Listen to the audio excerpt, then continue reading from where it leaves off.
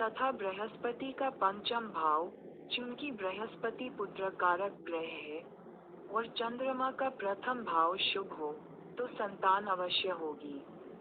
यदि प्रजनन क्षमता सामान्य लगती है और कोई व्यक्ति 3 ग्रहों, शुक्र, बृहस्पति और चंद्रमा की शुभता को समझ सकता है, तो वह अपनी जन्म कुंडली से संतान प्राप्ति की झलक पा सकता है।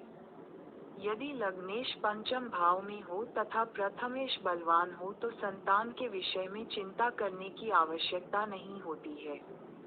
यदि बृहस्पति 5वें भाव में हो तो जातक निसंतान हो सकता है, क्योंकि 5वें भाव में बृहस्पति बांझ होता है, या उसकी केवल एक ही संतान हो सकती है।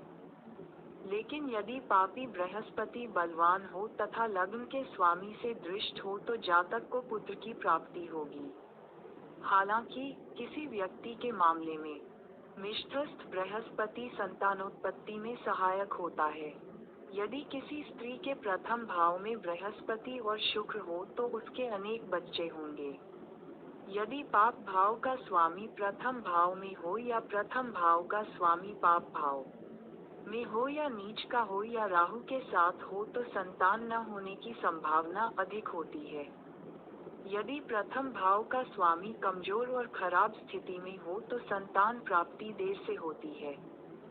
लेकिन यदि नवम भाव में शुभ ग्रह हो, नवम भाव का स्वामी मजबूत हो और पंचम भाव पर शुभ बृहस्पति की दृष्टि हो, ऐसे मामलों में महिला के पेट पर सिजेरियन सेक्शन किया जा सकता है। फलदीपिका पुस्तक में स्त्री के बच्चे का आकलन नवम भाव से करने का निर्देश दिया गया है।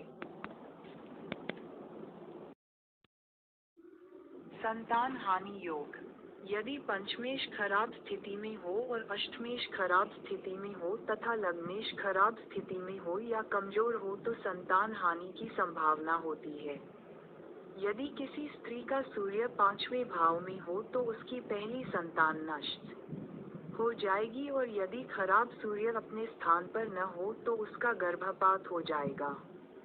गर्भावस्था योग। यदि मंगल पंचम भाव में हो तथा शनि पर दृष्टि डाल रहा हो तो स्त्री का गर्भ नष्ट हो जाएगा। पुनः 11वां चिन्ह स्त्री के गर्भवती होने का संकेत देता है। यदि एकादश भाव कमजोर हो तथा एकादशेश खराब स्थिति में हो तो स्त्री के गर्भाधान में बाधा आती है तथा संतान पैदा नहीं होती, तथा यदि पैदा होती है तो संतान कमजोर होती है। पुत्राधिक्य योग।